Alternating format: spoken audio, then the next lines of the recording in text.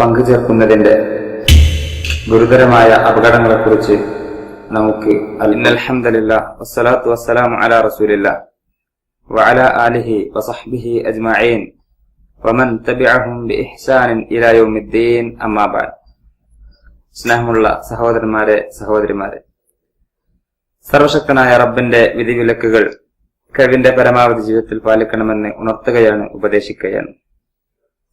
ശിർക്കിന്റെ അപകടം, അതിനെക്കുറിച്ചാണ് ഈ സന്ദർഭത്തിൽ വിശദീകരിക്കാൻ ഉദ്ദേശിക്കുന്നത്. ശിർക്ക് എന്ന് പറഞ്ഞാൽ അള്ളാഹുവിന് മാത്രം പ്രത്യേകമായ കാര്യങ്ങളിൽ അള്ളാഹു അല്ലാത്തവരെ പങ്കു ചേർക്കലാണ് ശിർക്ക്.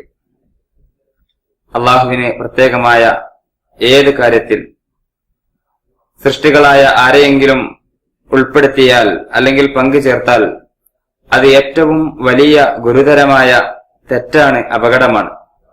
ഈ പ്രപഞ്ചത്തിന്റെ സൃഷ്ടാവ്, ഈ പ്രപഞ്ചത്തെ നിയന്ത്രിക്കുന്നവൻ, ഈ പ്രപഞ്ചത്തിന് ഭക്ഷണവും വെള്ളവും വായുവുമെല്ലാം നൽകുന്നവൻ ഏകനായ അള്ളാഹു മാത്രമാണ്. ആ അള്ളാഹുവിനെ മാത്രം ആരാധിക്കുക എന്നുള്ളതാണ് സൃഷ്ടികളായ നമ്മുടെയൊക്കെ ബാധ്യത.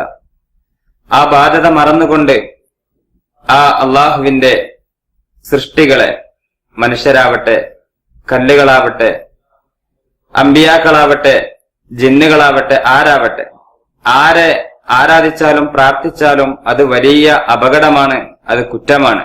അല്ലാഹു തആല ഒരിക്കലും പൊറുക്കാത്ത, നരകത്തിന് ശാശ്വതനായിട്ട് അർഹനാകുന്ന കാര്യമാണത് എന്ന് നമ്മൾ മനസ്സിലാക്കണം. അതുകൊണ്ട് അള്ളാഹുവിനെ മാത്രം ആരാധിക്കാൻ നമ്മൾക്ക് സാധിക്കണം. അള്ളാഹുവിൽ പങ്കു ചേർത്താൽ, അങ്ങനെ ഒരു അവസ്ഥ നമ്മുടെ ജീവിതത്തിൽ വന്നാൽ അത് വലിയ തെറ്റാണ്. വിശുദ്ധ ഖുർആൻ പഠിപ്പിക്കുന്നു, വലഖദ് ഊഹിയ ഇലൈക വഇലല്ലദീന മിൻ ഖബ്ലിക ലഇൻ അശ്റക്ത ലയഹ്ബതന്ന അമലുക വലതകൂനന്ന മിനൽ ഖാസിരീൻ. പ്രവാചകരെ, താങ്കൾക്ക് മുമ്പുള്ള എല്ലാവർക്കും വഹി നൽകപ്പെട്ടിട്ടുണ്ട്, ദിവ്യബോധനം നൽകപ്പെട്ടിട്ടുണ്ട്. താങ്കളെങ്ങാനും ശിർക്ക് ചെയ്താൽ, അള്ളാഹുവിൽ പങ്കു ചേർത്താൽ താങ്കളുടെ മുഴുവൻ കർമ്മങ്ങളും പാഴായി പോകും, താങ്കൾ നഷ്ടക്കാരിൽ പെടുക തന്നെ ചെയ്യും എന്നാണ് വിശുദ്ധ ഖുർആൻ പഠിപ്പിക്കുന്നത്. സൂറത്ത് സുമർ 65-ാമത്തെ ആയത്ത്. പ്രവാചകനോട് പോലും സല്ലല്ലാഹു അലൈഹി വസല്ലം അല്ലാഹു തആല അറിയിക്കുന്നു, ശിർക്ക് ചെയ്താൽ എല്ലാ നന്മകളും എല്ലാ കർമ്മങ്ങളും പാഴായി പോകും എന്നാണ് വിശുദ്ധ ഖുർആൻ പഠിപ്പിക്കുന്നത്. അതേപോലെ വിശുദ്ധ ഖുർആൻ അറിയിക്കുന്നു, അല്ലാഹു തആല ഒരിക്കലും പൊറുക്കാത്ത, ഒരിക്കലും മാപ്പ് നൽകാത്ത പാപമാണ് ശിർക്ക്. സൂറത്തു നിസാ 48-ാമത്തെ ആയത്ത്. അതേപോലെ സൂറത്തു നിസായിലെ 116-ാമത്തെ ആയത്തിൽ ഈ കാര്യം അള്ളാഹു കൃത്യമായി അറിയിക്കുന്നു. ഇന്നല്ലാഹ ലാ യഗ്ഫിറു അൻ യുശ്റക ബിഹി വയഗ്ഫിറു മാ ദൂന ദാലിക ലിമൻ യശാ. നിശ്ചയമായിട്ടും അള്ളാഹുവിൽ പങ്കു ചേർക്കുന്നതിന് ഒരിക്കലും പുറത്തു തരികയില്ല, അതല്ലാത്തതൊക്കെ അവൻ ഉദ്ദേശിക്കുന്നവർക്ക് പുറത്തു കൊടുക്കും. ആരെങ്കിലും അള്ളാഹുവിൽ പങ്കു ചേർത്താൽ വമൻ യുശ്രിക് ബില്ലാഹി ഫഖദ് ഇഫ്തറ ഇസ്മൻ അദീമ, അള്ളാഹുവിന്റെ മേൽ വലിയ ഒരു കളവാണ് കെട്ടിച്ചമച്ചിരിക്കുന്നത് അങ്ങനെ ചെയ്യുന്ന ആളുകൾ എന്ന് വിശുദ്ധ ഖുർആനിലെ ഒരു സ്ഥലത്ത്. മറ്റൊരു സ്ഥലത്ത് പറയുന്നത് വമൻ യുശ്രിക് ബില്ലാഹി ഫഖദ് ളല്ല ളലാലൻ ബഈദ, ആരെങ്കിലും അള്ളാഹുവിൽ പങ്കു ചേർത്താൽ അവൻ വിദൂരമായ വഴികേടിലായിരിക്കുന്നു. അതുകൊണ്ട് തന്നെ അത്രക്ക് ഗുരുതരമാണത്.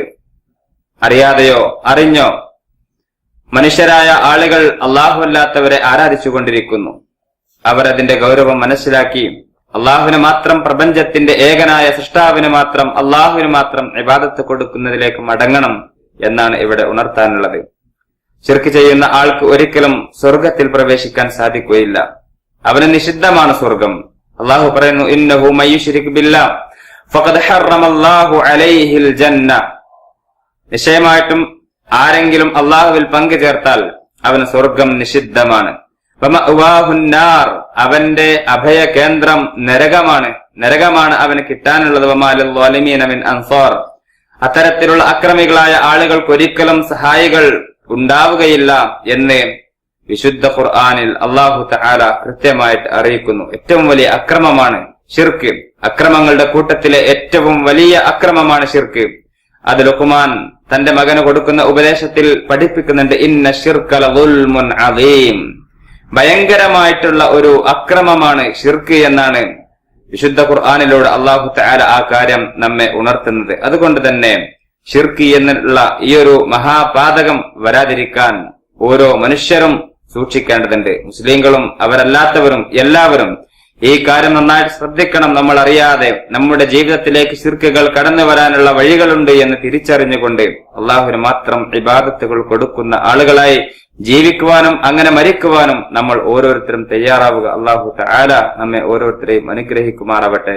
ربنا آتنا في الدنيا حسنة وفي الآخرة حسنة وقنا عذاب النار آمين برحمتك يا أرحم الراحمين والحمد لله رب العالمين.